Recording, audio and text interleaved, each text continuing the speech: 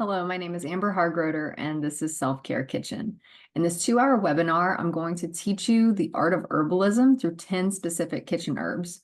We have a lot to cover, so let's go ahead and jump right in. I am going to share my screen. Okay. I'm sharing the screen as you can't see. All right, Self-Care Kitchen. We're going to start with a disclaimer that you are your own master and you are consuming herbs at your own risk. So anytime you're going to work with any type of herbal medicine, make sure you do your own due diligence. Herbs can have, they can conflict with certain pharmaceuticals. So make sure you do your research before you consume certain things. And we're going to go over why you would use one of these herbs and why you would not use one of those herbs. But just so you know, you are taking responsibility for your own health and well-being, and this presentation is for educational purposes only. So now that we got that out of the way, who am I? So I'm a writer. I work with honeybee medicine. I've been an herbalist for quite some time now. I'm certified in holistic herbalism. I'm also circadian certified in applied quantum biology, mentored by Carrie Bennett, who's like a amazing quantum biology resource. If you follow her on Instagram, she's fantastic. I think it's Carrie B Wellness. Go check that out. And I've been studying with Matthew Wood for a number of years, but I'm in his herbalism intensive program right now. That's basically like a master's program in herbalism. So yeah, I've got a lot under my belt, and I'm here to teach you about stuff that's already in your kitchen. This is what we're going to be covering. So we're going to cover basic things like I'm from South Louisiana. I don't know where you're located, but cayenne, garlic, parsley, you're going to be hard pressed not to find that in a Cajun kitchen. Mint, super easy to find. And then you have the Mediterranean herbs of rosemary, thyme, sage, super popular, very easy to find. Ginger and turmeric, they've gotten really popular in recent years. And then fennel is an amazing medicinal herb, but unless you've kind of grown up in an Eastern culture, you might not have that much exposure to fennel. But here's what we're going to learn. We're going to talk about the energetics of each plant, which the energetics is kind of like the essence of each plant, what its medicinal action is. Its energy, what it does in the body, how it shifts the body's energy. That would be the category of energetics. We're going to discuss when you might want to use one of these kitchen herbs and when you might not want to use it. And then we're going to talk about how to use it. So I'm going to give you lots of different options that super easy that you can absolutely do in your kitchen today. Starting with cayenne. This is like the crown jewel of Cajun cuisine, I feel. We put cayenne on everything. But it comes from the name capsicum annum, comes from the Greek word capto, or I bite. And for anyone who's had raw cayenne, it definitely does have a bite. It's also a stimulating diaphoretic, so it stimulates sweating and movement in the body.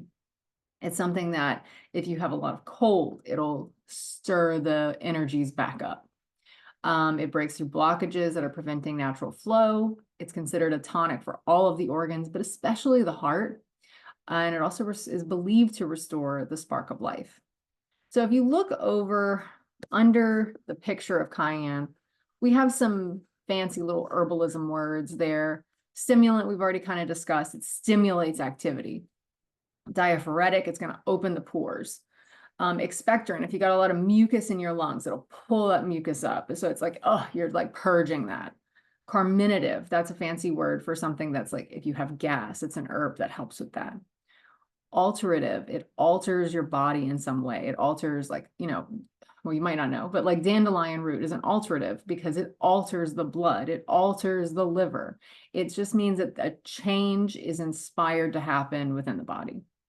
And then we've got like anti-parasite, anti-spasmodic. So if you've got like a tremor or you're very amped up and nervous and you're like, might need an anti-spasmodic. So the energetics of cayenne stimulates cellular activity. We've already kind of touched on that. It has a signature of red, which is associated with the blood. It does stimulate the blood. It dispels internal and external cold. Now, cold can mean you have cold hands and feet, or you're cold because the environment outside is cold, but cold can also mean a reduction in cellular activity. That's when you start getting colors like blues, purples, and blacks on like the tongue or the skin or your fingers or whatever, that indicates some sort of blockage and there's a lack of cellular activity there. So cayenne can kind of dial that back. It does remove blockages, but it also stops bleeding. So let's say, you know, you're in a Cajun kitchen and you're chopping onions and you cut yourself and all of a sudden your fingers just gush in blood. You can put cayenne powder on it and it will stop the bleeding. So that's one way that you can use it as a first aid tool. It offers fire to burn away impurities and toxins. It opens the pathway of elimination. So if you've got like some gunk in your colon or intestine that you haven't been able to get rid of, cayenne might help you get rid of that. And it also is known for restoring strength, easing pain, and it warms the stomach for better digestion and assimilation. Going into Chinese medicine, just like dipping our toe into it, they believe that there's a burner in the stomach, like there's a fire to digestion. And so like cold foods, like ice cream, for instance, would kind of dial down the fire, whereas certain foods like spicy foods might dial that fire back up. If you have trouble assimilating nutrients, if you have trouble digesting your food or breaking down your food, if you've got whole food clumps in your bowel movements, basically, you're not digesting things well. So that's an indication that the fire is way too low in your digestion. You might need something like cayenne to dial it back up. So we've already kind of covered a lot of these things, but let's start over here under the picture. So indications that you might want to work with cayenne. You've got indigestion, poor absorption. You've got abdominal distension, like you get very bloated in your gut. That's a sign that you might want to work with cayenne. Sinus congestion, like here, you got that pressure right here, all in this area. Cayenne might help you kind of get rid of that, get it moving, like restore flow, let's say. Chronic chill, you're always cold. Like in the summer, you need to wear a sweater, like that kind of thing. You're just always like shivering. Tiniest things can set you off, like you're just a cold person, not like in your personality, but you're just really cold. And that also, that cold indicates that you have poor circulation because the blood is not, you've got 9 pints or 5 liters of blood that are constantly circulating through your body in a figure 8. And that warmth needs to go to your extremities. If you have any blockages in your capillaries or vessels of any kind, like any type of blockage, you're not going to get warmth in your extremities because your blood isn't able to get there. And cayenne kind of opens those passages back up so you can get the warmth of blood running back through those systems. So you don't have, if you've got like, I'm not talking about Raynaud's syndrome, but like paleness in your extremities, you're probably not getting, your circulation's probably a little off and you're not getting blood there. So that's an indication for cayenne. Well, let's see what else we got here. Increase your metabolism, circulation we've covered. We've talked about digestion. It is for blood. We want to get the blood moving. We want to get things going. And diaphoretic, help you sweat. If you don't sweat, that's one of your main pathways of elimination. So if your skin is closed off, and I want you to start thinking about your skin as your third kidney. If you've got like a lot of acne, and there are other things to take for acne, right? But if you don't have sweat coming through your skin, you're not eliminating toxins. So if that pathway is closed, you might want to work with cayenne to kind of get that sweat going. Like if you find it's very difficult for you to drink a lot of water, maybe depending on how your digestion is, this isn't like me diagnosing you, but you can eat spicy foods and then all of a sudden like you're sweating, you need water, like it opens up those pathways, right? That's kind of the energy of cayenne. So why would you not use cayenne? Let's say you've been having these problems for a long, long time. Let's say tips of your fingers are blue or purple. You might want to work with some other herbs that are strongly indicated for a cold tissue state. This is a pungent herb, but there might be others that you want to work with. Cayenne can be too strong for some people if you've been sick for a really long time. Like if this has been a year or two of battling this inner coldness, you're going to want to work with some other herbs probably. Cayenne might be a little too aggressive for you. You might not be ready for a bite. You might need like to work your way up to the bite. So That's one thing. If you have a lot of nervousness, hypertension, disturbances of the mind, you got too much thinking going on and you're just like frazzled all the time, might not want to work with cayenne. Chronic imbalance of the colon. If you're the type of person that's constantly taking laxatives, using enemas, intermittent between extreme constipation and extreme diarrhea, cayenne might be a little too aggressive because the tissues in your intestine and your colon could be like raw. And I just think that you would be better served by mucilaginous plants like marshmallow or linden or even slippery elm, even though it's endangered, use in moderation. Cayenne might be a little too aggressive. Let's see, inflammatory conditions. I think we're going to cover, let's pause on the inflammatory conditions. I'll say something, I think, on the next slide. But, and long-term use can promote hemorrhaging and heat in the body. So this isn't something that you would necessarily want to take every day. In Cajun cuisine, we do have cayenne in everything, but cayenne's bite is neutralized by cooking it. So you'd be like, oh, well, the Cajuns should be the healthiest people ever because we have cayenne in all of our food. Well, not all of it, but you know what I mean? The thing is, the bite and the medicinal aspect of cayenne is neutralized by heating it. So you can ferment it as another way of preparing it. And we'll get into ways to work with it, but just know that heat kind of takes the edge off the bite. So if you want to use it medicinally, doesn't mean to do like a black and red fish or something. All right, so our traditional uses. If you've got harmful bacteria in your gut, putrid tissue, might want to disinfect with cayenne. As a first aid remedy, it's said to work during heart attacks. I've never had someone drop down having a heart attack in front of me, knock on wood. So I've never tested this, but if you find yourself having a heart attack and you can't get to the aspirin and you do have cayenne on hand, you can try putting multiple dabs of the powder on your tongue. And that is supposed to help with the clot that's causing the heart attack. It's supposed to not erase, but break up that blockage. So something to consider in the future if you ever find yourself in this situation. But again, I've never tried it myself. So take that with a grain of salt. If someone has a fever, a lot of the time in modern medicine, we want to suppress the fever. That's kind of how we operate. We're like, let's get rid of the fever. In traditional healing, you want the fever to sweat out. You want whatever the body's trying to get rid of. Like, it dialed up a fever for a reason. It's either trying to kill something or sweat something out. So yeah, look, there's extreme cases. If you're running like a fever of 104, like maybe cayenne is not the answer. But if you got like a low-grade fever and you want to sweat it out, you could reach for cayenne. Got a parasite problem, helps expel worms. Seriously infected wounds, you can put the powder on. I mean, if you find yourself in an Outlander moment and you're in the Civil War or something and someone has a really infected wound on the battlefield, you can put some cayenne on that and it would clean it up. Let's see, I'm just working through. Stop bleeding. Vulnerary is an herb that stops bleeding. Yarrow is another good example of one. That's the wounded healer or the warrior herb, really. That's going more towards the Mediterranean region. That's like, it's called Achillea millefolium. It's associated with like Achilles, the warrior. Here we'd have cayenne, so not nearly as exciting.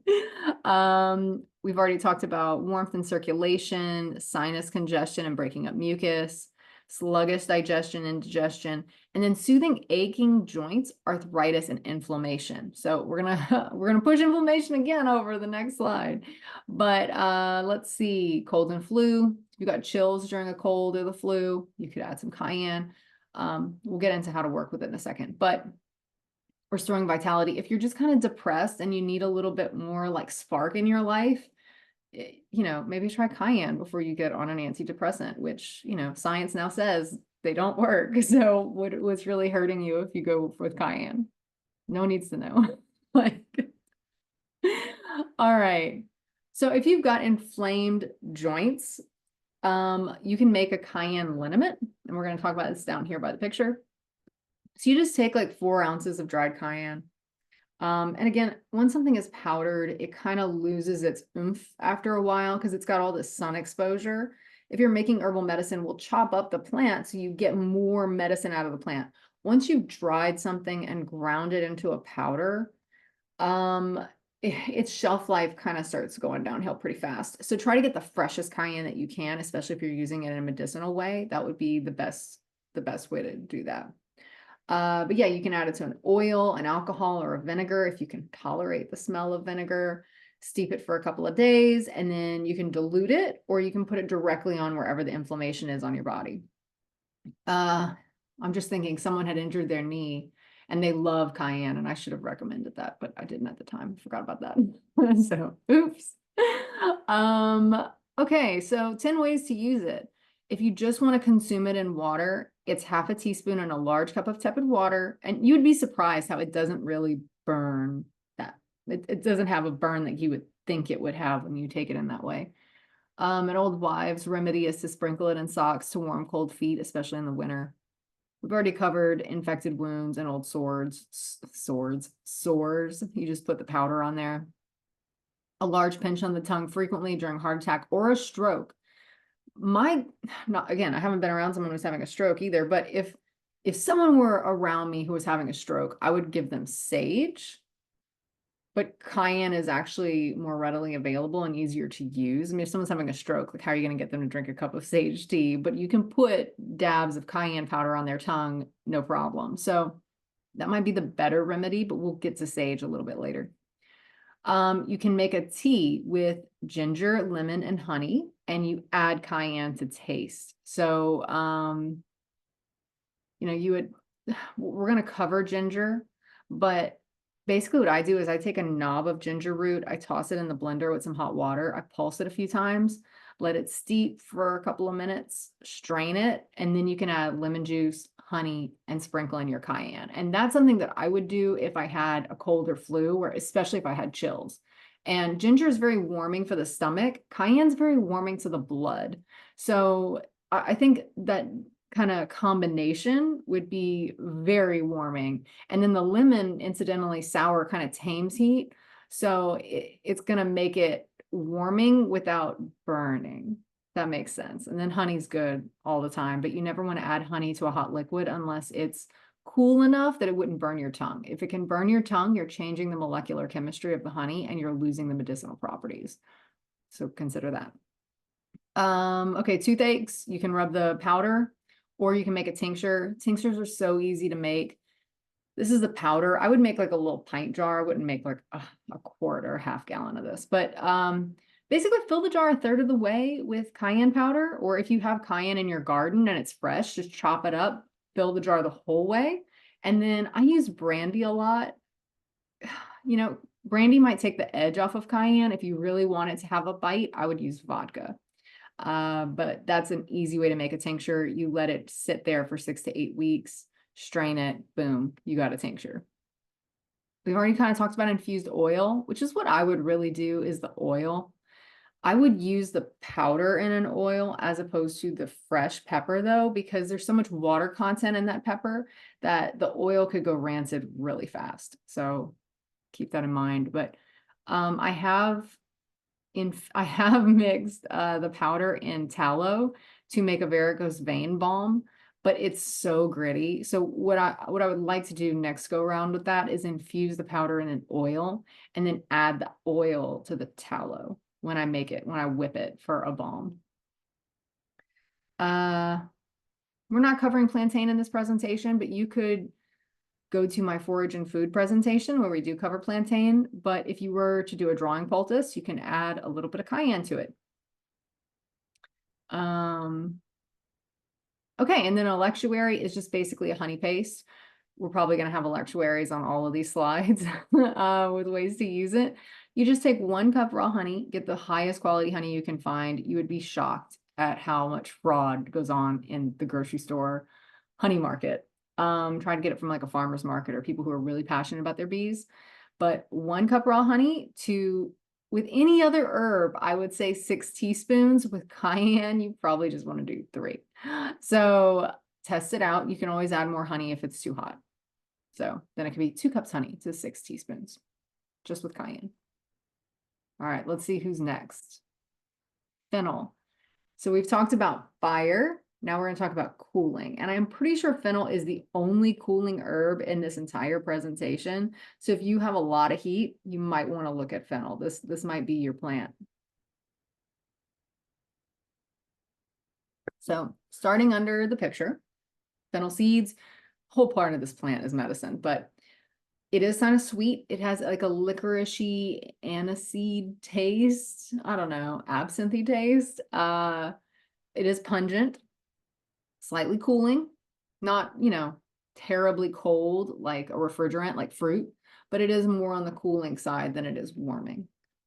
And acid. So this is like, I love fennel for people who have acid reflux. I find that it's very helpful. Diuretic, that just basically means it's going to help you flush out water weight. All right, we're going to talk about fennel. You can use the leaves and foliage, the hearts of the shoots, and even the seeds.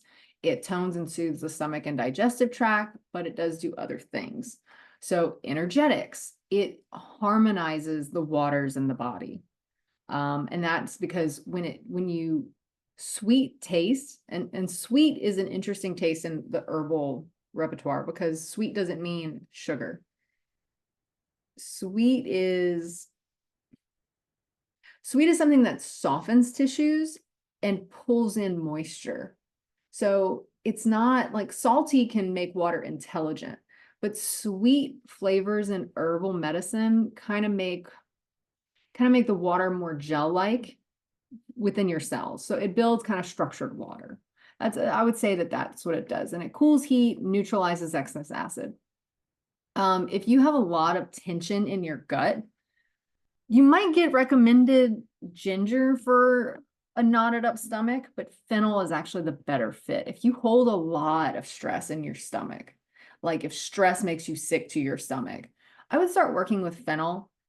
If fennel doesn't really resonate with you, the next herb I would recommend is catnip, which isn't included in this presentation. It is a mint, super easy to grow, especially in South Louisiana. It's a bitter mint, but I would go, if you got that stress in your stomach thing going on, start with fennel, look into catnip. That's what I would do. So, okay. It helps relax. And I do find that when I have a cup of fennel tea, it is extremely relaxing. You're just like, oh, like you just kind of like you melt a little bit with fennel, which is something that I've always loved about this plant. It does restore the natural flow of fluids, and that's, whether you're constipated and you need to get that moving, you've got clots in your menstrual blood. If you've got a lot of clots, like you got black blood coming out from menstrual situation, lots of big, thick, heavy clots, you might want to look at black cohosh. Again, do your own due diligence, make sure it's not going to counteract with anything you're already taking and that it's safe for you. But fennel would be the safest option, but you could also look into that. Galactagogue means that it helps the flow of milk for mothers. So it does help with mother's milk flowing. Sage, on the other hand, which we'll get into, dries up that milk. So once you dry it up with sage, it's not coming back. But if you're having like sluggish flow in that department, you could drink fennel tea. Calms the nerves, eases the mind. It's kind of balanced mental alertness without anxiety. So I would say that fennel is a tea that you could reserve for like sunset hours when you're ready to like shut down from your day. But if you're having a very stressful day and you just need a moment, you could drink fennel in the middle of the day and it's not going to put you to sleep, but it is going to get you kind of re-centered. So indications, children's colic. That gripe water a lot of people use for their babies when they're colicking usually has fennel in it if you look at the ingredients. So that's coming from the old wives back in the day. Any type of cramps, gas, abdominal pain. If you have burning urination or difficulty urinating, or you feel like you need to urinate, but like nothing comes out, try some fennel. Another option would be cleavers, which is in my food and forage presentation. Forage and food, sorry. But fennel, yeah. If you've got problems from like the rib cage on down with burning and cramps and lack of flow, give it a go. Didn't mean to rhyme. All right, so it is restorative. If you have too much acid in your stomach, so that's again acid reflux. You got that acid, you got a flap that's like flaccid. It's not for keeping the stomach acid down, but you need to keep that acid down, and it's burning all up here. Like fennel can actually soothe that a lot. And again, anxiety. So why should you not use fennel? It's generally considered safe for everybody. Infants, we've talked about gripe water, nursing mothers, helps with milk production, and the elderly. I find that I had a client forever ago who was an elderly woman who was extremely traumatized from a hospital experience, and fennel tea just like cooled that down. So if you feel that you've just had a very overstimulating experience, try some fennel tea. But again, if you don't like the taste of licorice, you might not like fennel. So it's proven beneficial for chronic cough, sore throat. You can make a syrup with fennel. We'll get into that for a sore throat. Obesity, I think that's more the water weight aspect of it, and also kind of like calming you down and opening flow, like passages of elimination. I think that would help with obesity more so than just like, oh, you're obese, get on fennel. I think that's what it says in the literature is like, oh, it's a treatment for obesity. You have to keep in mind that obesity back in like the Victorian era is very different from what obesity is now, you know? So I think it's more just like it helps with reducing, if we're gonna stay in old terminology. Weak menstrual flow. So if you've got scanty blood, that might be you might want to try some fennel. All right, food poisoning. I have used this a lot for food poisoning and it works. I keep a tincture of fennel just in the event that someone gets food poisoning. Like if you're traveling and something doesn't agree with you even, a tincture of fennel is really nice. And because it's so comforting and soothing, it's a really good traveling companion. If you have constipation, you can go with that. Brain tonic, it's supposed to increase fertility. It's always fun. Expel poisons from the blood. That's such an old terminology way of putting it, but basically, my great grandmother used to say that she had bad blood. If you feel that you got bad blood, you might need to look into the fennel. A lotion for eye ailments. A lotion is basically just a really strong tea. So it's an eye wash, but in herbal lingo, that's what basically a lotion is. I would grind up, like beat up some seeds and then make a really strong brew of it. And then you can do it as an herbal wash or just a compress over your eyes. Want to increase secretion of milk. And then if you've got like a lot of mucus, whether it's like, you know, you're mucusy in your throat or your lungs or your stomach, like, or your gut, again, fennel. Okay, so a fennel syrup. Oh, see, I did have it in here. Okay, boil 2 cups water with 2 ounces crushed seeds, cooked down by half, strain, and then once it's cool enough to not burn your tongue or just put your finger in it. If it doesn't burn your finger, but it's still going to be warm enough to melt the honey or dissolve the honey. You want to add however much water you have. It's probably going to be 1 cup water.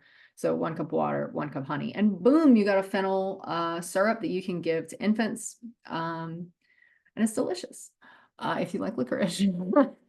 So you can add the leaves and foliage to your food. I find that at least in the culinary traditions I grew up in, we never ate fennel, ever. It wasn't until I lived abroad and then lived in Chicago that I started experimenting the joys of fennel. You would think because I feel like in France it's considered you know, people eat fennel, but in Louisiana, that one didn't make it across. I don't know very many people that cook with it around here. Okay, so parts for the fertility, digestive tonic, powder the seeds for an electuary. For this, it would be 6 teaspoons ground fennel to 1 cup honey. Yeah, you can use cooled tea as an eye wash. That's to reduce redness or inflammation. You can just, again, do the compress. Make a tea with 1 teaspoon crushed seeds and 1 cup hot water, and you want to steep that for 20 minutes. I tend to cover it just so all the good stuff doesn't escape. Make a cough syrup with the seeds.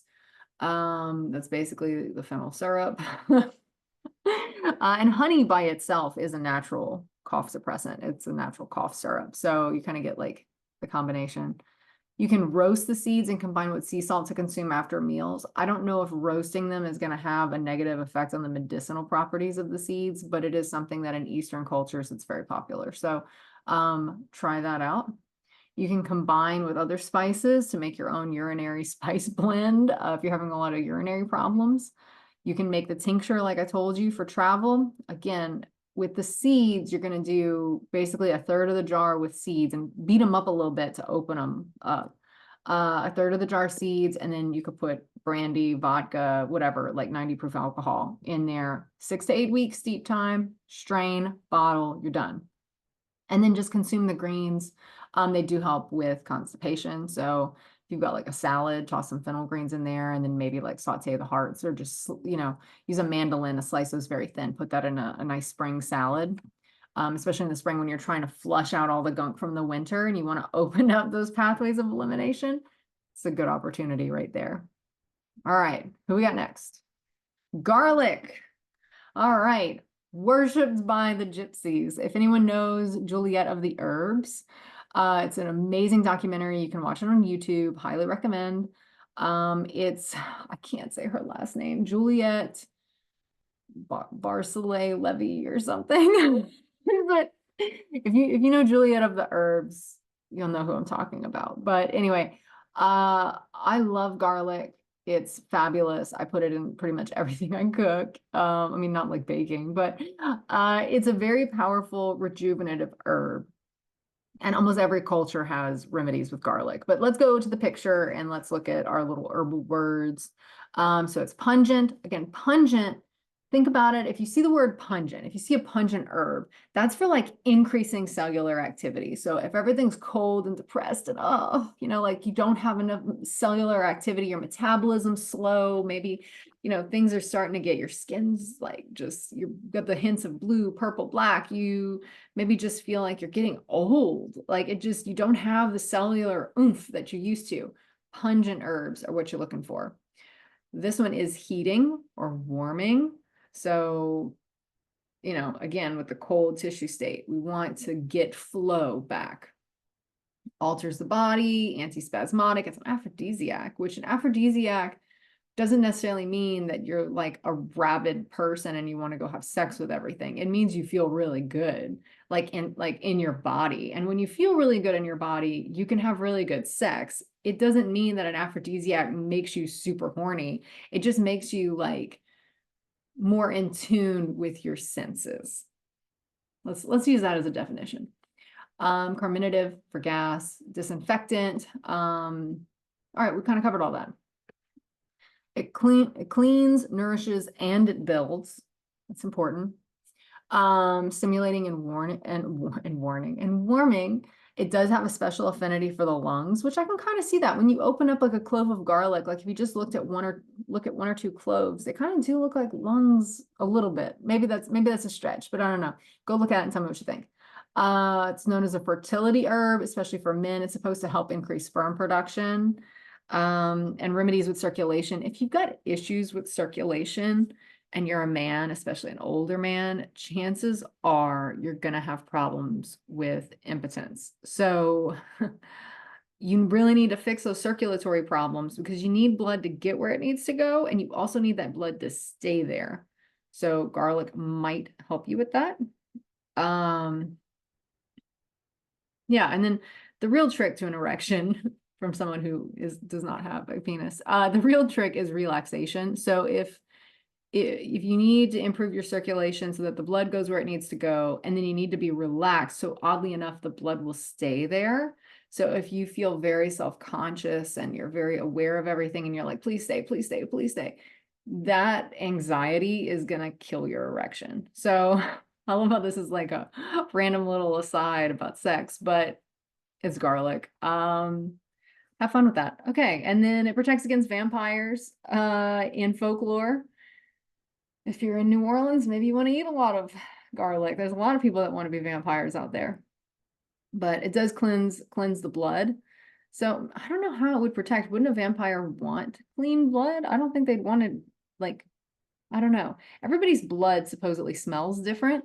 So I would imagine that if you were eating garlic, maybe it makes your blood smell off, and they don't want that smell. But again, this is a mythical creature, so or a fake, it's Bram Stoker's orgy dream that really came about, the whole vampire thing. So I don't know if you should be that concerned. All right, indications, vampires and erections aside. So colds, flu, cough, sore throat, heart disease, cholesterol problems, hardening of the arteries, any type of parasite problems, edema. So that's like just you're holding on to bulk water and water weight.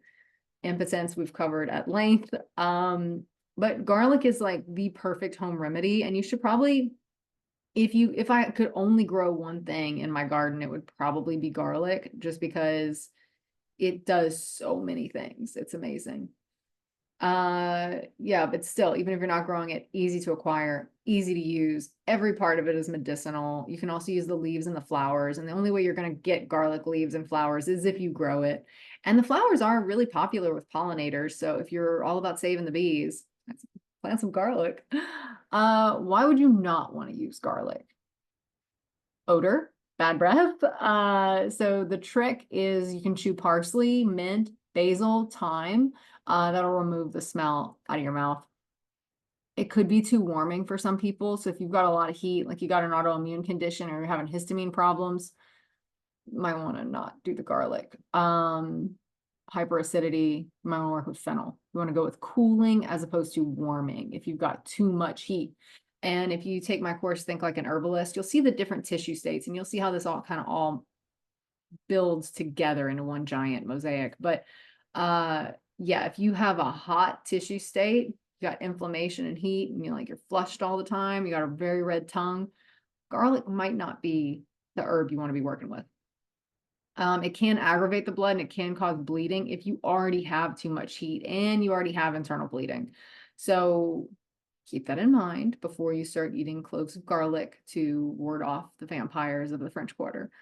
All right, traditional uses. Well, actually, let's start with what it's been proven beneficial for.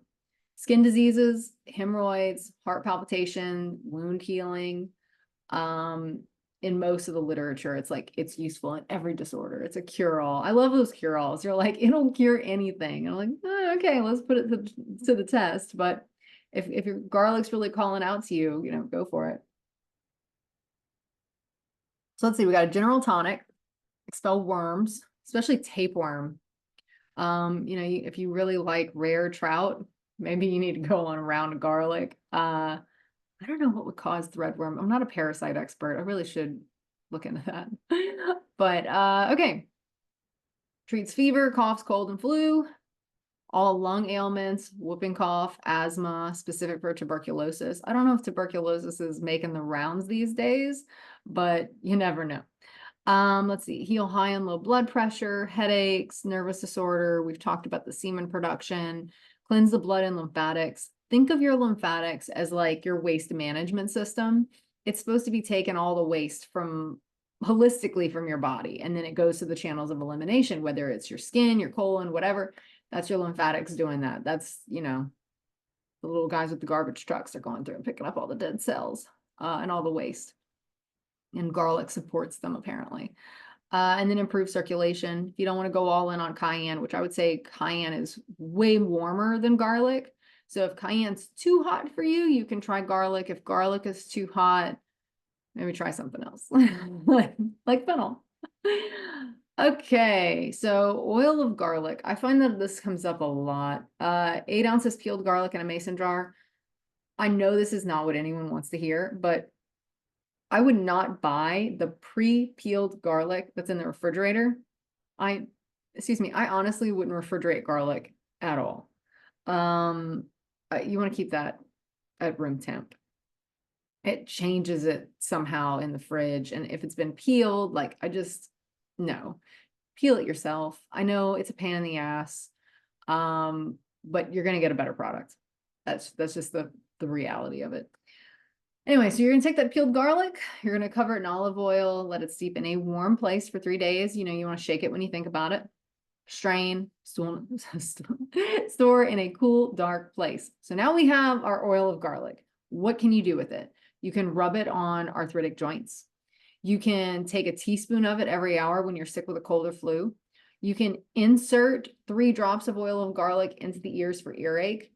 Another thing that we're not going to talk about is if you have mullein growing in your garden, you can take mullein flowers and infuse those into the oil of garlic, and that makes an amazing earache remedy. You can rub oil of garlic on skin disorders, aches, and sprains. I wonder if that would work on ringworm. I don't know. When I was a kid, I feel like ringworm was everywhere. So if you got oil of garlic and you see a case of ringworm, put it on there and let me know what happens. You can consume 2 to 3 raw cloves of garlic a day. You can get garlic pills, which are powdered, dehydrated. You can mix powdered garlic with honey along with the other Mediterranean herbs if you want to make an electuary. So it'd be 6 teaspoons of the blend of these 4 things in 1 cup honey.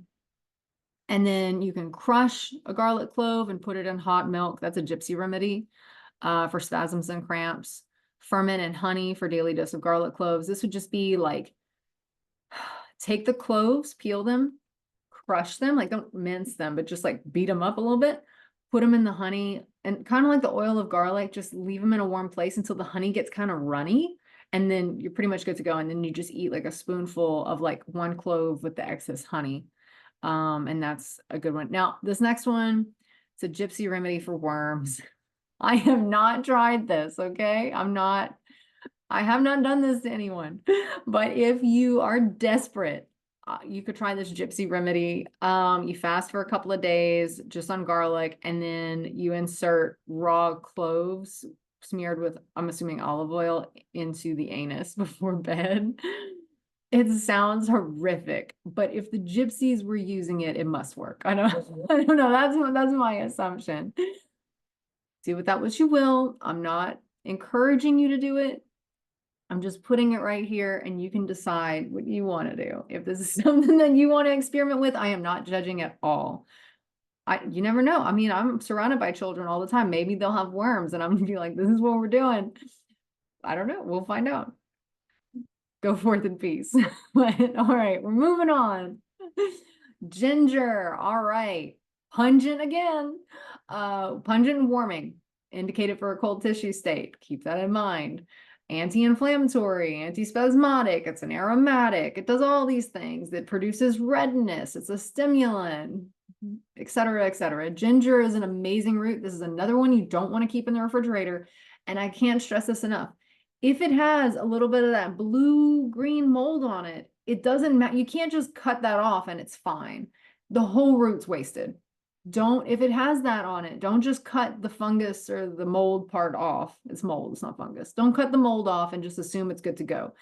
If it's got any sign of that, the whole root's bad. So purchase carefully. Don't just buy withered, moldy root thinking you can just cut around it. If you really want to use it medicinally, you want it like fresh, firm, no mold, and don't keep it in the fridge because it messes with it. It does not like to be refrigerated. So yeah, keep that in mind. All right, so it's warming, soothing food medicine. It's a stimulating diaphoretic. Remember, we talked about that with Cayenne. So it stimulates sweating. It opens the portals of elimination and warms the body to release blockages. If you don't want to work with Cayenne, you can work with ginger. You can try that out. Actually, I'll mix them together, but for some people, that's a little hot. All right, so it restores balance. It's a famous treatment for seasickness and nausea. I mean, I get the candied ones if I'm gonna go on a boat. Not that seasickness has really affected me all that much. My mom doesn't have sea legs, but candied ginger I find is beneficial for seasickness and nausea, especially if you're exhausted from overexertion. Like if you're in South Louisiana in the heat in the summer, like maybe you need a little bit of candied ginger when you get back inside just to rebalance your temperature, internal temperature. Good for burnout from nervous energy or a lack of fire and heat. Let's see. It's buzzing with a calming fire. Yeah, it balances existing excess for greater harmony. If you've ever seen ginger flowers, which are not included in this presentation because it didn't go with the aesthetic. Sorry. But they're beautiful little flowers and they're usually pink or white. And they're just like these little, they look like tulips. Like, Like if a lotus and a tulip had a baby, it would be a ginger or a turmeric flower. So, but they do inspire this very like Zen energy. I would say it's very harmonious when I have it in the garden. I'm like, oh, they're so pretty. But okay, indications: nausea, chills, cramps, cold hands and feet. And you're going to find that with like all the pungent herbs. Swollen and arthritic joints, indigestion, and delayed menstruation with weak flow. So if you've got delayed menstruation, another herb you could try is angelica root, which is Angelica archangelica, not necessarily Angelica sinensis, which is the Chinese version. I'm talking about the European version. It's like got archangel in it. Archangel. There we go. I did go to Catholic school. I should know these things. But if you have delayed menstruation and there's coldness in the uterus, you can start with ginger because it's easy to get. But if that doesn't work, I would bump up to angelica and give that a go. Again, do your own due diligence. I don't know your health history. But why would you use ginger?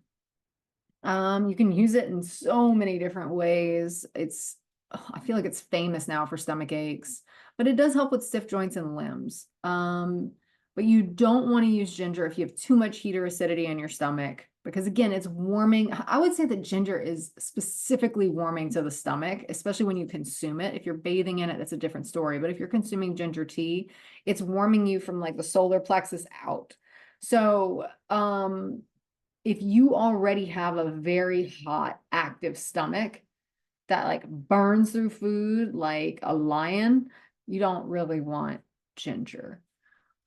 But if you got the cold, depressed tissue state, really good. But if you got too much heat excitation, again, we're talking about like mast cell disorder, histamine problems, way too much internal inflammation, like ginger is going to aggravate that. So caution. Let's see, if you're going to put it on your skin, if you've got extremely sensitive skin, it does make skin red. And in some instances, that is medicinal. But if you've got really sensitive skin and you go putting ginger on there, you bathe in it or you use a ginger oil and you have a massive reaction, whew, that's going to hurt. That's going to be hot. So just test it before you're like, let me douse my whole body in ginger. Yeah, use caution. All right, has proven beneficial for nervous disorders and inability to sweat. Again, a lot of these kitchen herbs, man, they want you to sweat. They want to get those waters flowing, expelling worms, back pain, sore joints, lack of circulation, general inflammation, not excessive inflammation, which would be the heat tissue state, which we're gonna lean away from. We already talked about warming the stomach. It is a tonic for the nerves. If you're a very nervous person and you're very nervous about something, you could have a cup of ginger tea on the one-off, and it could help you get more grounded and into yourself, into the body. Colds, chills, sore throats. I like incorporating ginger into hot toddies, but that's just me. And if I just have a sore throat or just a cold, like that's when the brandy and hot toddies are really flowing. So I'm when illness comes, I turn into like a little drinker. I'm not recommending that course of action. Treats nausea, morning sickness, seasickness. For morning sickness, you might have tried the candied ginger. I know I've already talked about that a little bit, but you could try the tea or that. Another remedy that it's like a peach twig and leaf, like of a peach tree. That's for morning sickness as well. Do your research. You can get the tincture for that though. It's a remedy for exhaustion during and after childbirth. I might mention this on the next one. I'll try to remember the recommendation. But stomach cramps, diarrhea, flatulence, delayed menstruation. So if you got a lot of cravings for nicotine and narcotics, now I'm not saying like, oh, you have an opioid addiction, you just need ginger, that'll knock it out. Like, no. But if you're trying to break a habit, like you've been a chain smoker, or, a good day for you is smoking 10 cigarettes, like maybe try to supplement every other cigarette with candied ginger or you can actually just, and we'll go on this over this in the next slide, but you can just break off little pieces of ginger and chew on that. So it's kind of just replacing the craving for that oral fixation with a cigarette, replacing it with a piece of ginger somehow.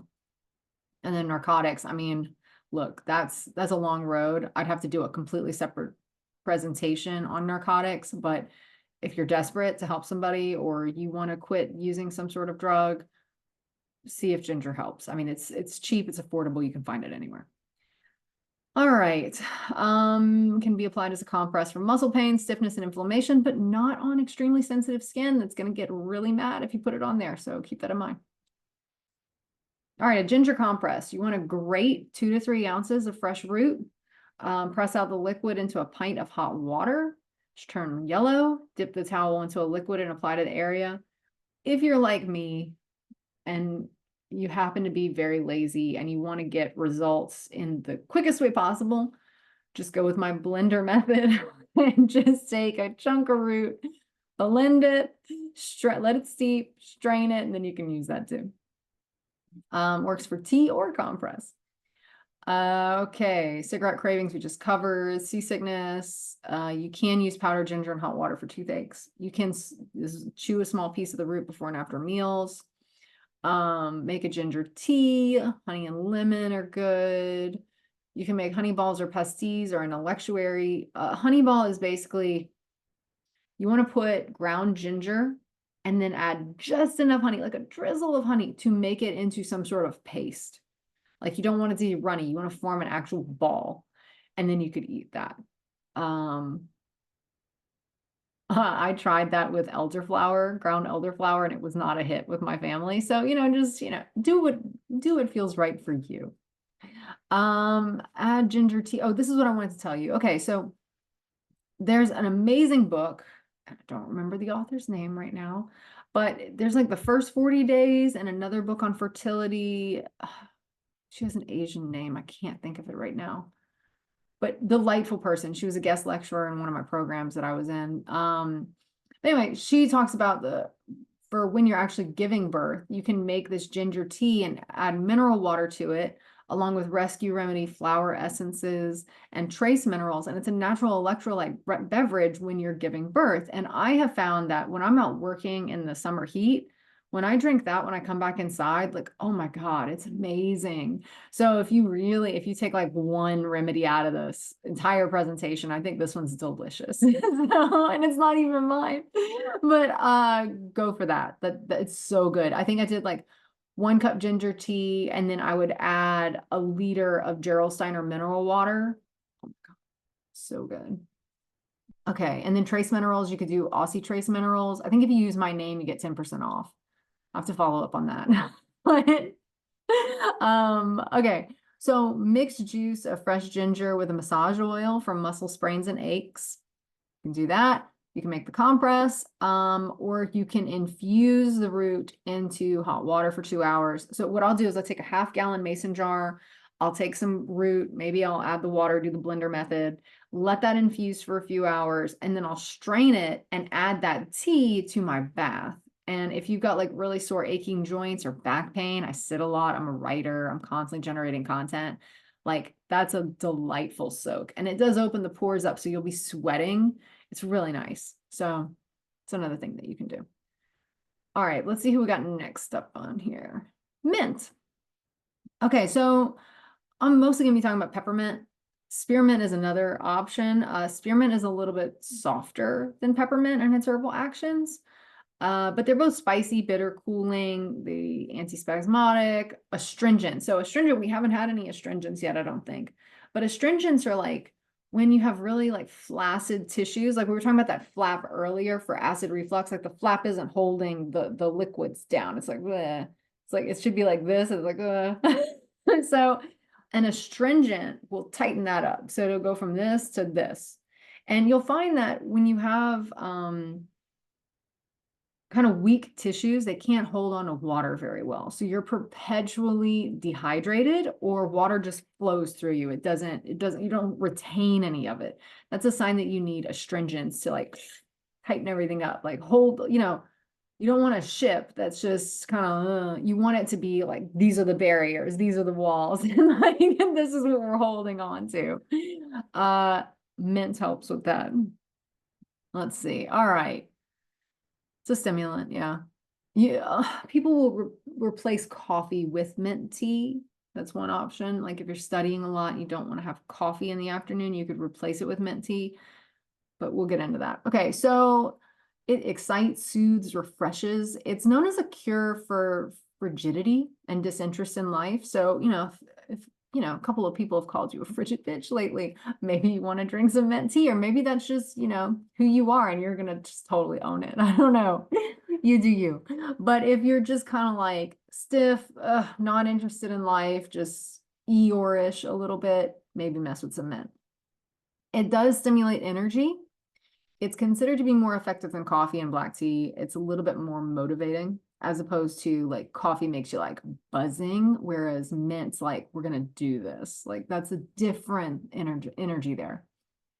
If someone has had a shock, like let's say you just got some really bad news, a cup of mint tea might actually help you regain your bearings and think clearly. So that's one option. But on the other side, it can't offer that spark of life, not in the same way that Cayenne does, but just like a little like energizing bounce. And if you have a lot of stagnant energy, like mental fatigue, like you're just over it, like you just can't anymore, mint tea is actually can be beneficial with that. It's also a good like starting point if you're looking for a natural antidepressant. You can start with mint tea, see how that goes. So indications: fever, colds, flu, cramps, spasms, gas, indigestion, depression, and melancholy. I guess my tagline for mint now is like the herb that Eeyore needs. But it does work in two directions. It can awaken, but it can also induce sleep. So some people will do mint tea before they go to bed. It actually helps them go to sleep. So try that out. I will mix elderflower and mint half and half before I go to bed. And I find that that's very soothing and it helps me go to sleep, especially if I'm starting to feel under the weather. I like that elder opens the periphery and mint kind of stimulates things for my body to like work through whatever stagnation is building. Is calming, shake off depression. We've talked about that. It helps us process events, food, and trauma. So those are three whammies right there. But if something's just happened, like something shocking, have a cup of mint tea. Try to remember, maybe my voice will follow you. So if you have something that's shocking or a traumatic event, you'll remember to have a cup of mint tea because it'll help you think clearly after that and just kind of be like hone in on what next. And help you process things. But it's mostly used, mint is mostly used to help you process food. But you shouldn't use mint. Here's the thing. It is an extreme astringent. So if you have taken Think Like an Herbalist and you know all about the damp, relaxed tissue state and how the tissues are not holding on to fluids the way that they should, mint would be a really good ally for you. But if you already have really tight toned tissues, like mint might make that worse. So if you've got like a really hardcore wind tissue state, and you've got extreme tension, try mint. It's easy to find. I mean, it's in every restaurant for God's sakes, but maybe don't use it every day because it does have it's really rich in tannins. And so if you drank it every day for an extended period of time, you could start having problems with your soft tissues, especially in your esophagus and your stomach. So just kind of be cautious about that. In cultures where they do drink mint tea multiple times a day or it's a daily thing, they do have higher rates of these types of cancers in the esophagus and stomach. So I'm not saying like, oh, mint's the devil, but it's something to just be aware of, that even if you are a big fan of mint tea, I wouldn't necessarily drink it every day for an extended period of time. Like I wouldn't do like 10 years on mint for, I feel like it's kind of like when you plant mint in the garden, it takes over. You don't want it to take over your tissues. So use it in moderation. Use it for a specific job.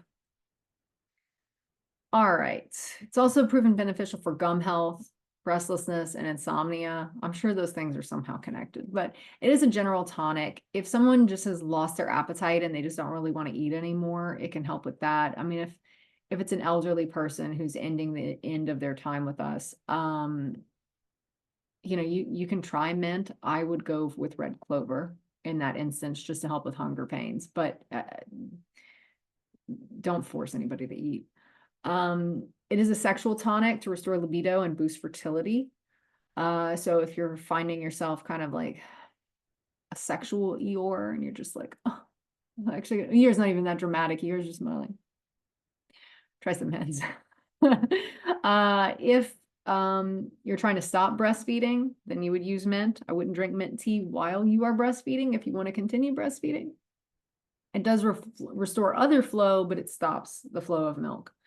If you do have mastitis on your breast, you can do a poultice of mint. You can just even use the tea bag if you want and put it on the clump or the blockage, not the clump, but the blockage, and leave it there until it kind of cools, and just keep repeating it until you get flow back. Let's see, nausea and vomiting. Yeah, if you got food poisoning too, mint might help you kind of towards the end of that to kind of regain some will to live. Remedy for acidic stomach, but again, like it can make you too acidic because of its tannin content. So use in moderation. But if you've got diarrhea, you might need that high astringency to dry that up. So, and tone the tissues. So that's why it would be good for that. External rub for stiff joints, arthritis, inflammation. You can make an oil, same way that we've talked about with several other herbs in this presentation, whether it's garlic, ginger, whatever, but you can use mint. It's the same process, like a third of the jar with mint leaves. I mean, well, a third of the jar if it's dry. If it's fresh mint leaves, like you did plant them in your garden and you're full of mint, yeah, you can fill a jar with the leaves and the stems, and, you know, to make a tincture, it's alcohol. To make an oil, it's whatever oil you want to use, whether it's olive oil or something else. But just keep in mind, if it is fresh plant material, it can go rancid because of the water content when mixed with oil or even honey, unless you're watching it and you're fermenting it. Headache remedy, if someone has a headache, I either reach for mint or rosemary. Mint seems to be easily accessible, so you can always go with that. And it does cleanse and strengthen the holistic body. So spirit of peppermint. Fill a jar a third of the way with dried peppermint or spearmint, and then fill it with vodka, and that's a tincture. But anytime something's called the spirit of blank, it's usually vodka or like Everclear or moonshine or something. But you can add fresh leaves to salads. There's lots of recipes where you can add mint to different things. You can combine with chamomile for digestive problems and restlessness. I've already talked about how I mix it with elderflower. Drink that hot before bed because you want to sweat. You can place a drop of peppermint oil in a sugar cube, and that's like an old school remedy. I mean, I don't know who has sugar cubes anymore, but when I was growing up, there were sugar cubes everywhere, it feels like. But anyway, and I mean, in South Louisiana, it's like the state that sugar built for a time. Anyway, put a drop of the oil on a sugar cube, helps with like stomach ache. You can drink peppermint tea for headaches, or you can rub the oil in your temples. You can use the spirit of peppermint or the tincture for flatulent colic. You can mix with yarrow or yarrow. We've kind of talked about yarrow earlier, and elderflower in equal parts for a tea, and that's at the first sign of a flu. Add peppermint oil to your mouthwash or toothpaste. You can boil mint in milk for abdominal pain. You probably want to drink that before you go to bed. And then you can make a massage oil for joint pain. And again, I would use like the pint. See if you like it before you make like massive amounts of it. Okay, let's see who's next. Parsley. All right, we're starting to kind of get into like traditional kitchen herbs maybe that you might be thinking of. All right, so anti-rheumatic, helps with rheumatism, antiseptic, antispasmodic, minagogue, expectorant, sedative. So we're going to cover what all that means, but I love parsley. I do think it's often overlooked. It is a medicinal powerhouse. If you don't have enough trace minerals, if you're kind of lagging in the mineral department, parsley is jam-packed with minerals. It's so delicious. And you don't want to eat too much of it or it'll make you look old too fast. That's what the Spanish peasants have said. I forgot where I got that from, but I just think that's amazing. Like if you drink a salty herb like nettles and you're already kind of dry, it'll dry you out. And aging is dehydration. So if you start looking kind of old while you're working with parsley, you're just dehydrated. So just rehydrate, you'll plump right back up. Energetics of parsley. Again, minerals. So if you're undernourished and weak, a daily dose of parsley helps with your cellular water. If you're familiar with any of my other work and structured water within the cell, the fourth phase of water, it's like a gel-like consistency. Parsley is going to help your body build up that coherent water or exclusion zone water, which is essential for your body to be able to detoxify. So parsley, I think, is an unsung hero of that. And I would recommend working with parsley if you're trying to build up your structured water. It can help remove mineral deposits. Again, and think like an herbalist, we talk about damp relaxation. Again, damp relaxation can cause kind of like an erosion in the tissues, and then minerals end up gathering in weird places. So if you got like bone spurs and little calcium deposits and stuff, like your minerals aren't going where they need to go. And even though parsley is full of minerals, it actually helps the minerals get where they need to go and helps you get rid of the blockages of excess mineral deposits that shouldn't be in certain places, like your bladder or your kidneys. It does soothe inflammation throughout the body, and it's really an ally for women and reproductive health. I never hear anybody talk about parsley, and I just the unsung hero of the presentation. So indications, if you've got a lot of water retention, like if you like grab your arm or something and your imprints kind of stay, you got water weight, so you want to kind of address that, and parsley will help. If you're just kind of like lethargic, you have no energy, maybe you need parsley. Maybe you just need like to supercharge with minerals, because minerals really are like the battery of the body. So if you don't have enough minerals, your energy is going nowhere. And that's also because you don't have enough structured water, and structured water within the cellular level or at the cellular level is one of the communication mediums of the body. I mean, there's the fascia absolutely is the communication superhighway, but there's also this water, and this water communicates internally through these geometrical shapes, and it's the intelligence of water that helps that communication take place. But if you don't have enough minerals and you don't have enough salts, that communication is like dead on arrival. So holistically, you're going to have miscommunications, misfirings, and just like, it's like a game of telephone. It just goes off the rails.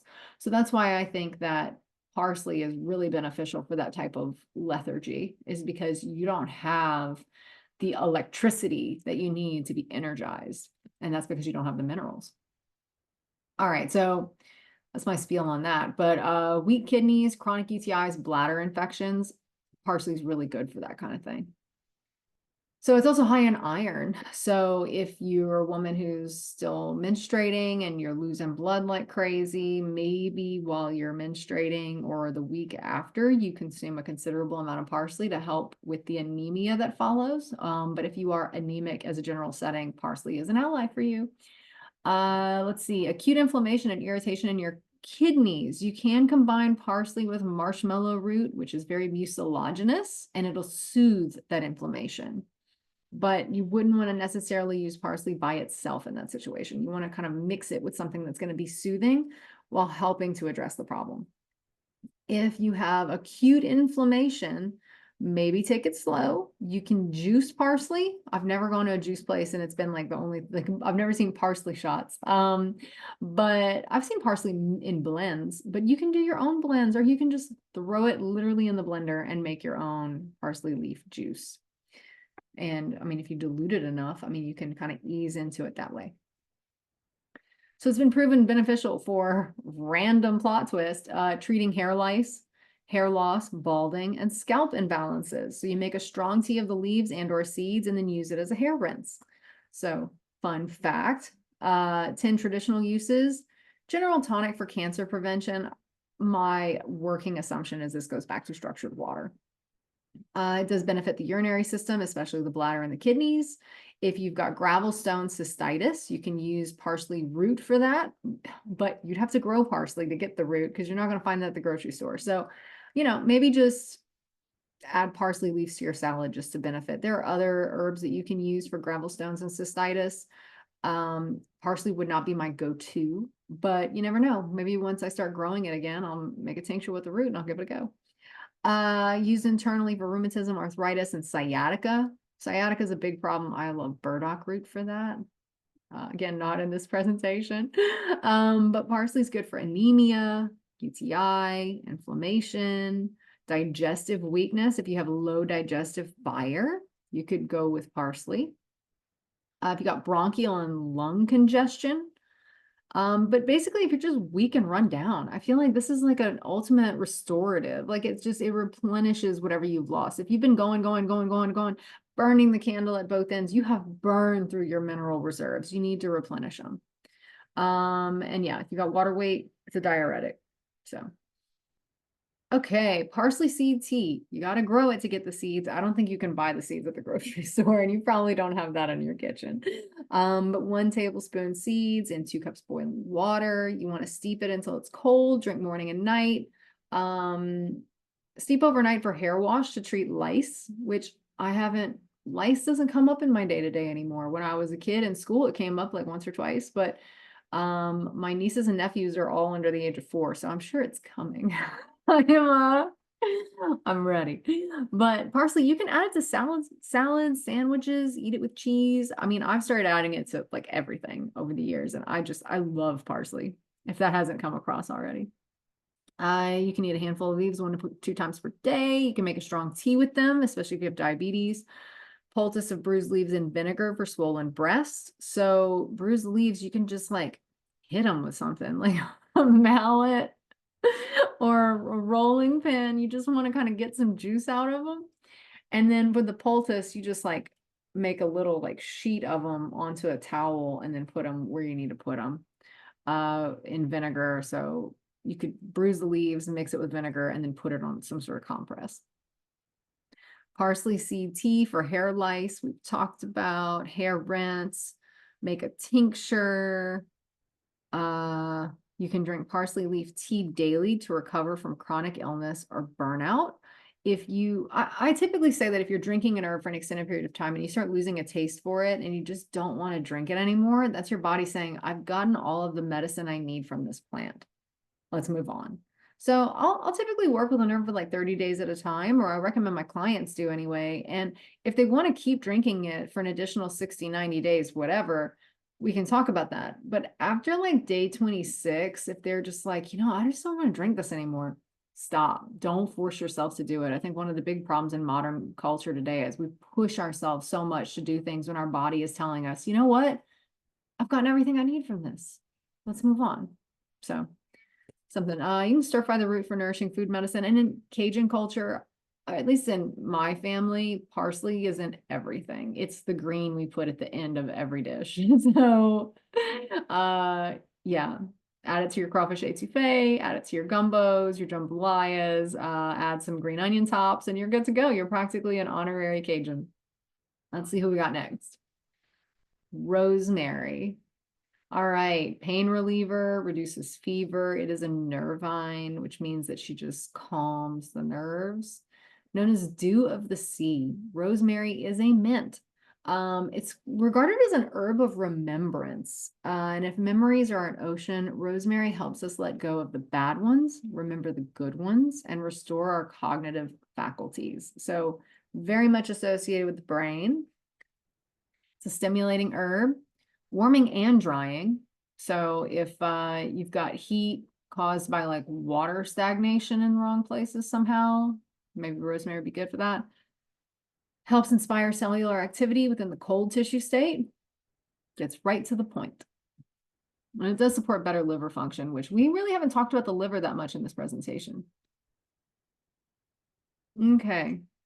Pale, weak, thin individuals with weak digestion, if cool, if not cold skin. That if those words right there under the image made you think of yourself or someone specific, rosemary might be the herb for them. Dorothy Hall, who was a famous Australian herbalist, she said that rosemary is for individuals who either grasp life way too much with too much intensity or not enough at all. It's for like the Tiggers and the Eeyores. I don't know how this became a Winnie the Pooh analogy, but it's for those who either attack life with vigor or those who lack a strong sense of self. So, herbs can work on a shifting scale. Who should not use rosemary? If you've got heart palpitations or your heart is constantly racing or you've got POTS, don't use rosemary. If you have a lot of heat in your body, you need cooling herbs, not a warming, stimulating mint. And if your liver is fiery and overworked, don't use rosemary. All right.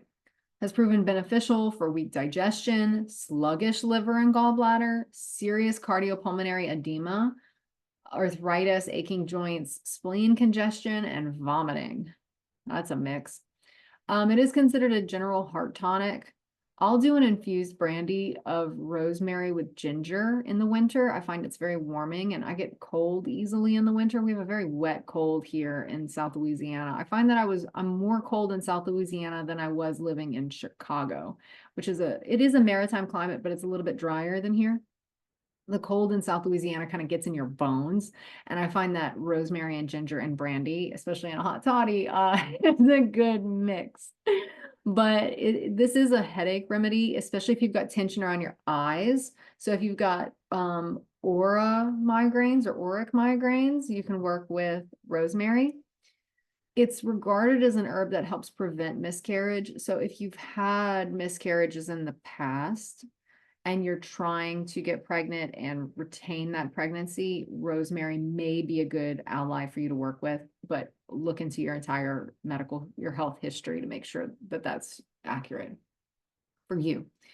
Indigestion, colic, nausea, gas. A lot of the kitchen herbs help with that because it's associated with food, eating, and digestion. And that's what makes them kind of kitchen herbs. Like that's why they have a long history in the kitchen, because people cooked with them to help you digest fats or help you, assimilate the nutrients from a meal. So that's something else to remember here, is that these aren't just random herbs that found their way to the kitchen. These are herbs that have historically been used in food medicine or to help you enjoy your food.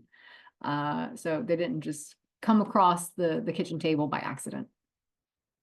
Let's see, it does increase circulation and sensation. I would say if you've got a really hard time, with the affinity for the brain, if you've got low blood, like you've got really dark ankles, like blood is hanging out in your ankles, it's not getting to your brain. And rosemary helps it get from your ankles to your brain. It's like, no, we need blood circulation up here. We need the flow of liquids in the brain. It doesn't need to all just pool at the bottom of the body. So that's something rosemary does, is it pulls it all the way back up. It does awaken the senses. It's a specific for removing bad memories. I'm not going to say like, oh, if you've got PTSD, rosemary is going to fix that right up. But if you are struggling with, you're haunted by some memories, maybe a daily dose of rosemary tea could help you with that. It does support healthy liver function. It's known as a diabetes remedy. I guess it depends on the type of diabetes though. So if you do have diabetes and you're looking for something, we've already discussed parsley. This is another option to kind of play around with. And it does stimulate the appetite and support digestion. Oh, rosemary ginger brandy. Here we go. This is my recipe down under the picture, so you can make that. It's basically you just make a giant tincture. I make it by the gallon. So, okay, so you can pour into salt, then pound into salt, then sprinkle on wounds as an antiseptic. You can use it as a hair rinse to strengthen hair and stop loss. I think that it's recommended more for darker hair than lighter hair. Lighter hair, you might want to use chamomile. For darker hair, you can use rosemary. But yeah, you can always, you can add it to a vinegar too. It helps, like a rosemary vinegar. Well, rosemary vinegar can help with poison ivy. You can put it on a poison ivy incident, or you can rinse your hair with it, and it does give it lustrous locks. I should probably do that. Add leaves of 1 sprig to a salad, drink as tea with honey. I'll take like a sprig and I'll just like throw it in the French press with a thing of water and let it steep, and works for me. Infuse into oil for hair, skin, and wound care. You can use it as smoke blends or as a smudge. So that's when you burn something to cleanse the room. So white sage is the one that most people know about for smudging, but white sage is endangered and it's a sacred plant that shouldn't be abused. And I know we're talking about rosemary right now, but when you see people with the giant smudge sticks that they got at Whole Foods and they just light it like a freaking torch, and they're like, wow. Indigenous cultures believe that it was 1 leaf of sage to smudge an entire body or an entire like area. So I hate to say this, but you're doing it wrong and you're wasting a lot of sage. When you buy those big mounds of white sage, cut the strings, open it up, and use 1 leaf at a time. That's the correct way to smudge with sage.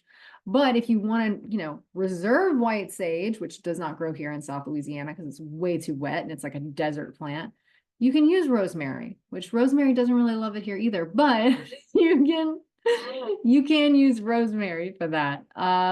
Technically in South Louisiana, I would say cedar is more of our traditional smudge. That's why it's our funerary herb. That's why a lot of our funeral homes are like cedar this and cedar that. It's because we have a relationship with this existing plant. Pine is another one. Pine resin you can do. We've got pine trees all over the place. But anyway, that's enough of that. You can make a strong infusion for mindful housekeeping. So you can take rosemary, especially if you have bad memories in a space or you want to get bad memories out of a space before you move in, assuming there are bad memories there. You can make a really strong infusion in like a 1/2 gallon mason jar and use that in your mop water. And that helps. It's also like, it's really helps you clean the area. You make an oil for cold hands and feet, stiff and inflamed joints. We've covered that. Steep it in white wine for an elixir of rosemary, which actually sounds delicious. Like just take some sprigs and put it, like just get a white wine that doesn't have a cork, but like what's the word I'm looking for? Like the cap that you can just unscrew, a screw cap, and then just put the rosemary in there. Let it infuse for like 1 to 3 days or something, and then strain it, and boom, you've got this rosemary wine. That sounds really nice. And then you can make a tincture with brandy, and the recipe's to the, I guess, to your left. All right, garden sage. Salvia means to be saved. It's sage the savior. It is a warm bitter. It's astringent. It helps with like really thick mucus, antispasmodic, stimulant, tonic, all these good things. But what sage, if you remember sage for one thing, it balances the waters in the body, especially women. So if you don't have enough oil, sage can help with that. If your skin is starting to look like that sage leaf, that's an indication that maybe this would be a good plant ally for you. But it is drying for young women and moistening for older ones. So it kind of has this shifting action going on. It is a wise herb of hydration. It supports the mind, the skin, and the waters of fertility. So if you're very dry during sex, again, this is becoming a sex talk, you might want to try garden sage. It does dry up milk if you're breastfeeding. So definitely don't get on sage until you're ready to dry that up. And for menopause, it's an ally for hot flashes and hot tempers. So this is really an important women's herb, and it's in flower right now in my garden. And it's like purple flowers are so delicate and beautiful. I love this plant so much. So indications would be weak digestion and inability to digest fats. If you look and find culinary traditions or in just culinary traditions, sage is often used with fatty meals because it helps you digest what you're eating. If you have dry connective tissue, like your fascia is like clammed up and tight, sage would be something good. If someone's like, you really need myofascial release and you really need to get, your fascia lubricated, like you can also incorporate sage into your life. It does help with coagulated blood and blood clots. It's known for dissolving blood clots without causing damage to the body. So if you're having issues with clots, whether that's in menstruation issues or you took a certain jab, you could try it, see what happens. Poor memory, dull senses, that's because you're not getting enough hydration to the brain. This can help with that. And then poor oral health. It is mineral rich. Again, minerals help us build structure. Structure helps our holistic health. It helps with the nervous system and the heart. It lifts a dull and heavy spirit, restores holistic hydration. So atrophied tissue state, that would be the dry tissue state. This is a key remedy for that. And it cleanses the body from the teeth to the colon. I've already gone on my white sage smudge stick rant. So, but I will say that particular white sage is is more warming and stimulating. But garden sage is more of a nourishing tonic, and garden sage is the one that you'll find in most places. Sorry, I just need some water. I've been talking about all this hydration. I'm getting dehydrated. I'm parched. Okay, but I wouldn't use sage long term. I would do intervals. You could do like a cup a day or a couple, a cup a day is like 8 ounces, and I'll have this huge thermos, or I'll do like a quart of tea. And so that's like 2, 3 cups in a sitting. So I would do that for like 30 days and see how it goes, or do it 1 week on, 1 week off, and just see how your body responds to it. It's beneficial for bloating, flatulence, hair loss, fading color, dandruff, poor concentration. Insect bites, I would use plantain, but sage is available. Okay, so we're going on the opposite end on the spectrum now with sex. It can tone down extreme sexual desire. So this would be the person with rabies. No. Extreme sexual desire, if you're not being considerate of your partner and it's just all about you, maybe you should drink some sage. It is a headache and fever remedy, although I tend to go more with rosemary for headaches. Heart and blood tonic. Dissolve clotted and congealed blood. We've discussed that. Sore throats, bleeding gums, ulcerated mouths, really good for that. Memory and sharpening the senses. Again, these Mediterranean herbs are all about memory and sharpening the senses. I feel like rosemary is the stronger one in that category, but this one does rule over the secretion of fluids, stops the flow of breast milk, and strengthens your connective tissues. And we've already kind of addressed how important the connective tissues are, and sage is really lubricating for them. So if that's a problem you're having, you can find sage at your grocery store in like those little plastic squares, and then it's really easy to grow in a pot. So yeah, this is a really affordable option for you if that's your problem. Sage tea, I take a handful of flesh. Oh my God, I've been talking for too much. 1 handful of fresh sage leaves to 2 cups boiling water, 10 to 20 minutes deep, covered. You want to keep the aromatics in the mug. Add honey to taste. You could even make an infused honey with sage. You could use dried sage if you're worried about the water content and fermentation, but you could double your sage dose. Let's see. You can make a tonic water by infusing sage and filtered water via sunlight. That's an old school way of doing it. Makes a really lovely beverage. Tie bundles of sage and hang in a closet as a pest deterrent. Using steams for nose and head congestion. We haven't really talked about steams, but just kind of like boil the water in a pot, throw the herbs in, cover it, let it do its thing for like 10 minutes. Turn the heat off, let it steep maybe another 10 minutes, and pour it into a bowl. Tent thing over your face, breathe in through your nose, out through your mouth. You can gargle sage and salt for a sore throat. Eat leaves with bread and butter, or cook with fatty meals. You can smoke it as a remedy for asthma. I know, like on another Outlander reference, she gave him, I think, Jimson weed, but you can also smoke sage. Use as a tincture, like as like smoke, not like air smoke.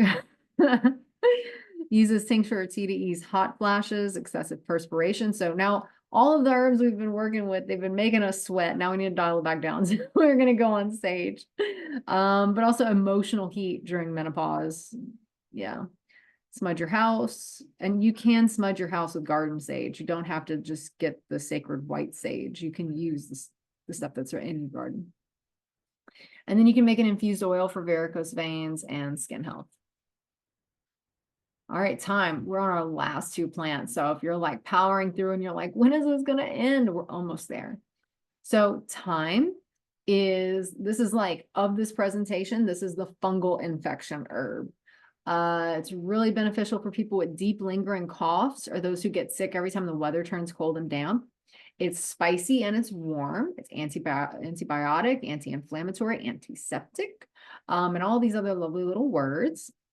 Let's see, energetics. It's very gentle, but the volatile oils can destroy parasites, anything that's lingering, and it really is a key ally against fungal infections, especially for this presentation. Bad bacteria and like dampness in the body, so like damp stagnation, I would say thyme would be a good one to work with.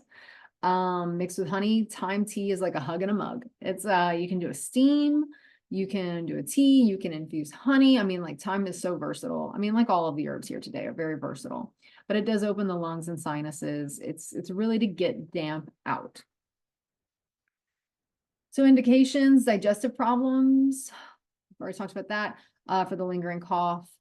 It is really like a specific for a sore throat. So if you have a sore throat, thyme tea, I would start there. Nightmares. Yeah, I would say sore throat and fungal infections are the two things that really I use thyme for the most. Warms the body, removes putrid tissue. It's a clearing herb that opens up the breath. Why you should not use sage. It's very strong. You wouldn't want to use it every day for the rest of your life, but I find that well-timed thyme is excellent. It's easy to incorporate into your cooking, and I add it to my roast chicken. I'll cook it in some butter, and then once I've roasted the chicken, I'll like pour the thyme butter on top of the chicken and let it sit for like a couple minutes before I start slicing the chicken. Oh my God, it's divine. Just try that. Okay. Lice, scabies, crabs. Helps you get rid of all of the fun things. Good for a sluggish liver. Loss of voice is another one. I forgot about that. It's really good if you're losing your voice, which, you know, I'm on the cusp. Maybe I should go have some thyme tea. But it brightens a dull complexion as a steam. So as a facial steam, it's really good for your skin. Again, we got whooping cough, which I had as a baby. So I'm kind of like, oh, maybe thyme's an ally for me just to help me heal that old lingering problem. It's antiseptic, parasite, helps you expel worms. For nightmares, headaches, and anxiety, like if you've got a kid who had a nightmare, I would either give them thyme tea or elderflower tea. Swollen uterus and breast, you could try thyme tea. Hot compress for certain types of ailments. This is for treating chills with a bad cough, fixing bad breath and poor oral health. You'll see that white thyme oil is often added to natural mouthwashes and toothpaste for that reason. And if you have excessive menstrual flow, thyme might be a good ally for you because it will start drawing that back or dialing it back. Thyme infused honey. I use dry thyme. Again, the principles of making herbal medicine is not the difficult part. Knowing which herb you need, that's the difficult part. But okay, third of the way, dry thyme in a jar, fill it with raw honey, let it steep in sunlight for 6 weeks. Shake it when you think about it, strain it or don't strain it, and boom, you've got a thyme infused honey. And if you have a sore throat, you can just eat it by the spoonful. Okay, you can make all kinds of blends, make thyme tea, 1 to 2 tablespoons dried thyme for 1 cup of water, infuse honey, make a tincture. You can add the essential oil to your oral care regimen. And then you can use the tincture and I'm not a big essential oil person. I would probably just go with the tincture, but if I had a fungal infection, I would either use calendula or thyme. Thyme is easier to get. So you can use a tincture or essential oil of thyme on a fungal infection. Hair rinse for lice. You can add it to a yoni steam, especially if you have inflammation in your uterus. I would try a yoni steam with thyme and maybe some other soothing things like rose, like a thyme rose blend of some kind for vaginal health. If you've got like a fungal problem in your uterus, then you can put some sage in that, and that'll help too. And then you can gargle with it for strep. Last herb. Oh my God, we've made it. We're like at the 10-yard line. So curcuma longa. This is turmeric. Bright golden color. It stains everything. If you have one of those white plastic cutting boards, say goodbye to it now. It's a spicy, warm root medicine. It's regarded for its ability to purify the blood, soothe inflammation, and protect cellular health. It became really popular during COVID because it helped so much with the holistic inflammation caused by COVID and also the vaccines. So turmeric's having a moment. You can get curcuma and black cumin seed oil or black seed oil together. That seems to be really beneficial. Ignore the dog groaning under the desk. It's acrid and bitter, aromatic stimulant, alters the body. It's an astringent. It helps with the discharge of bile. It stimulates menstruation. All right. So the energetics in India, which is where turmeric is really, from and gets its fame, it can heal over 500 health conditions.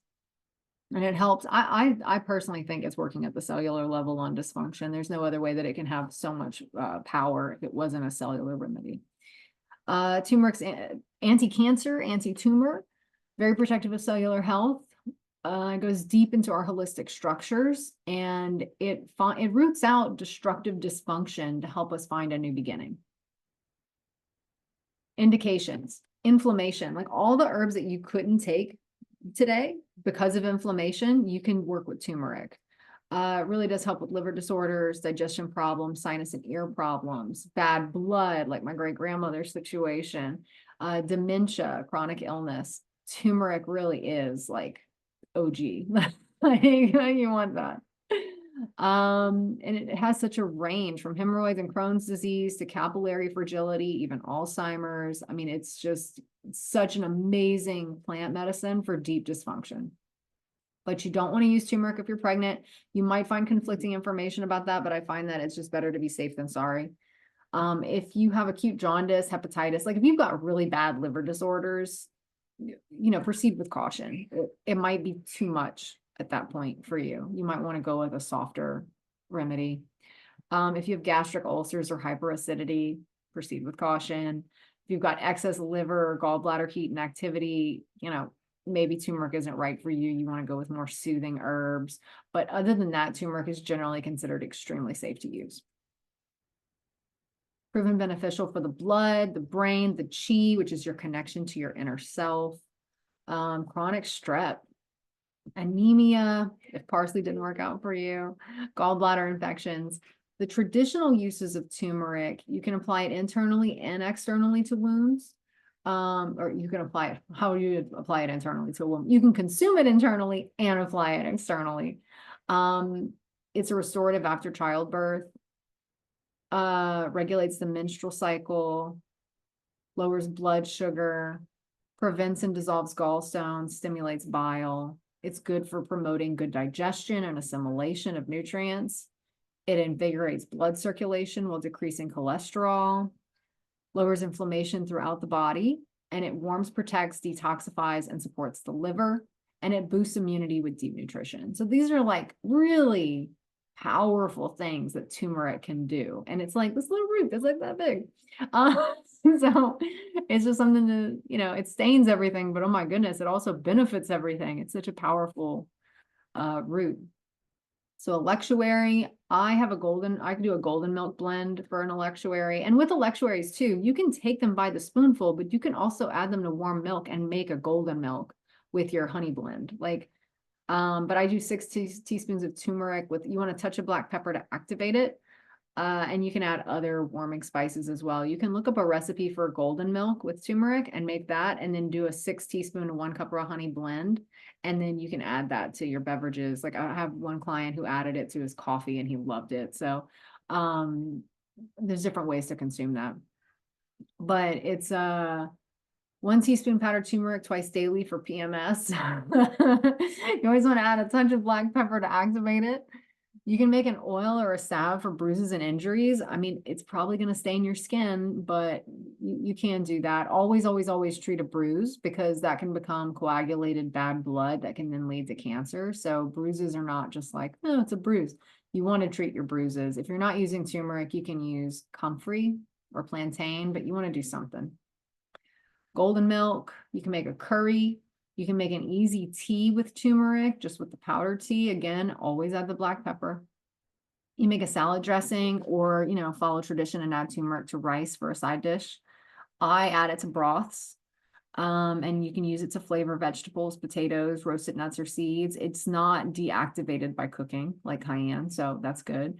And you can take capsules of curcuma with black seed oil.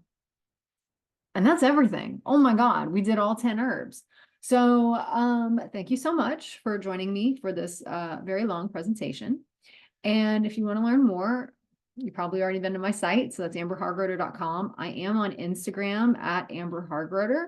And I do reels on how to make certain types of herbal medicines, and I try to get creative with it. I don't know. I think it's fun. And then you can send me an email at amber@lunasophiapublishing.com. And yeah, if you have any other questions, feel free to reach out. And let me see how I can stop the screen share. But yeah, that's basically the kitchen herbs. So if you have any questions, send me an email. Other than that, the next course that I have is Forage and Food, which is about herbs that you can forage in your communities and then make them into food as well. So if that's something that interests you, maybe check out that course. And until next time, have fun.